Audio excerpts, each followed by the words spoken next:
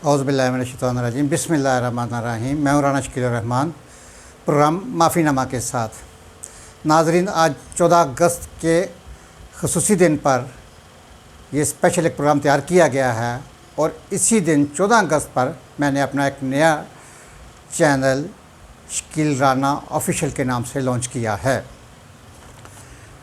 नाज़रीन, डॉक्टर इसरार अहमद साहब हमारे मजहबी स्कॉलर, वो अपने प्रोग्राम में तज़किया बयान करते हैं कि मैंने यूरोप समेत जापान और दीगर नॉन मुस्लिम कंट्रीज़ का कई दौरे किए हैं और महीनों वहाँ पे रहा हूँ। वहाँ पर मैंने मुसलमान नहीं देखे, लेकिन इस्लाम देखा है।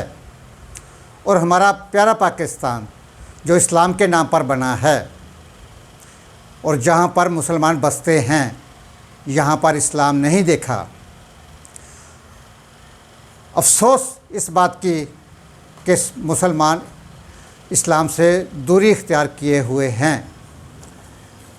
नाज़रीन, ज़रा तवज्जो कीजिएगा कि 1.5 करोड़ के करीब यहूदी पूरी दुनिया में बसते हैं और पूरी दुनिया पर 1.5 करोड़ यहूदी पूरी दुनिया पर हुक्मरानी कर रहे हैं। जितनी भी बड़ी मल्टीनेशनल कंपनियां, बड़े से बड़ा बैंक और बड़ी से बड़ी टेक्नोलॉजी, वो सब की सब यहूदियों की मलकियत है। बैंकों की सिक्योरिटी का सिस्टम तक उनकी अपनी टेक्नोलॉजी है। अगर यहूदी अमेरिका, यूरोप और दीगर ममालिक समेत बैंकों से अपना पैसा निकाल लें तो ये मुल्क दिवालिया हो जाएंगे। नाज़रीन, इधर गौर कीजिएगा कि इंसान की सबसे पहली दरसगाह उसकी माँ की गोद होती है। गोद से मुराद माँ के पेट में जब बच्चा परवान चढ़ रहा होता है। जब एक यहूदी खातून प्रेग्नेंट होती है तो उसे सबसे पहले एक खूबसूरत, साफ़ सुथरा और पुरसकून माहौल दिया जाता है। वो घर का माहौल हो, दफ्तर का हो या फैक्ट्री का, या कहीं भी वो आए जाए, उसे खूबसूरत से खूबसूरत और पुरसकून माहौल में यस्सर आता है। उस खातून को बेहतरीन और खालिस ग़िज़ा दी जाती है, जिसमें ज़्यादा बादाम और गाय का खालिस दूध, जिससे जहन तेज़ होता है, और शहद बादाम और दूध में मिक्स करके इस्तेमाल करती हैं। और बच्चे की पैदाइश तक वो घर में हो, दफ्तर में हो, खूब दिल लगाकर मेहनत करती हैं। और जब बच्चा दुनिया में आँख खोलता है तो सेहतमंद और तवाना होता है। और इसी तरह आप आ जाएं पाकिस्तान में कि ख़ासकर ये जो मुश्तरका फ़ैमिलियाँ हैं हमारी, अक्सरियत के साथ बेटे की शादी करके जब बहू घर लाई जाती है तो पहले दिन से ही शरीयत की ख़िलाफ़ वर्जी की जाती है। शरीयत में देवर के रिश्ते में सख्ती से ममानत की गई है। देवर से पर्दा इंतहाई ज़रूरी है। हमारी बहुत सी रस्मात हिंदुओं से मुंतकिल हुई हैं। जो रस्में गैर शरई हैं, हम वो रस्में बड़े जोश व खरोश से पूरी करते हैं। शादी के 2-4 दिन बाद बहू को ज़िम्मेदारियां समझानी शुरू कर देते हैं और खामद भी बीवी की ड्यूटी लगा देता है कि मेरे माँ और बाप की खिदमत करना तुम्हारा फ़र्ज़ है। और सास और ससुर बहू की ज़िम्मेदारियां बढ़ाते हुए देवरों की खिदमत करना ये भी तुम्हारा फ़र्ज़ है और इसे फ़र्ज़ समझकर निभाना है। और खामद की बहन हो या बहनें हों, उनके नाज नखरे करना तुम्हारी ड्यूटी में शामिल है। प्रेगनेंसी तक उस खातून की तबीयत में चिड़चिड़ापन अपने अरूज पर होता है।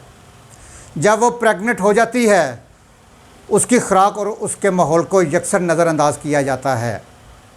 बच्चे की पैदाइश तक वो घर एक पानीपत की जंग का नक्शा पेश कर रहा होता है। और जब बच्चा दुनिया में आँख खोलता है, खुराक की कमी की वजह से वो पौंड 1.5 पौंड का होता है। बस फिर क्या, स्कूल जाने तक वो बच्चा घर के अंदर इंडिया पाकिस्तान की जंग देख रहा होता है। नाज़रीन, गौर कीजिएगा, जब वो बच्चा स्कूल से कॉलेज पहुंचेगा और अपने घर के माहौल और इर्द गिर्द के माहौल में परवान चढ़ेगा तो वो जवान होकर क्या बनेगा। बाकी आप समझदार हैं, समझ जाएंगे। यहूदी खातून का बच्चा जवान होकर क्या बनेगा, ज़रूर सोचिएगा। नाज़रीन, सबसे ज़्यादा तवज्जो तलब प्रोग्राम का ये हिस्सा है, आखिर तक देखिएगा। नूर मुकद्दम जैसे केस हों या उस्मान मिर्ज़ा जैसे केस, जिस ज़मीन में बदकारी होगी वो ज़मीन खून से पाक होगी। खून रेज़ी से कोई नहीं रोक सकता, ये निज़ाम कुदरत है, अदालत का फ़ैसला नहीं। कुदरत के यहाँ दो कानून हैं, एक फ़ितरत, एक शरीयत। शरीयत में रहम है, फ़ितरत में रहम नहीं है। जो दुनिया में करोगे वैसा भरोगे, ये कानून कुदरत है। बाप को गालियाँ दोगे, कल को बेटा तुम्हें गालियाँ देगा। माँ को घर से निकालोगे, बेटा आपको निकालेगा।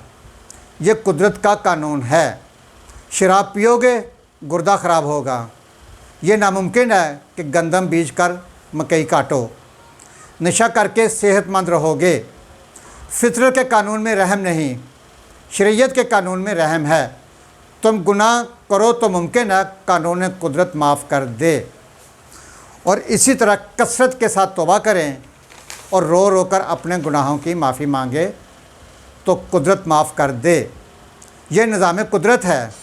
अगर कोई कौम गाफिल है, सोचता है, जाहिल है, तो समझ ले कि कल वक़्त इंतकाम लेगा। इसलिए कि ज़मीन सुस्ती को गवारा नहीं करती।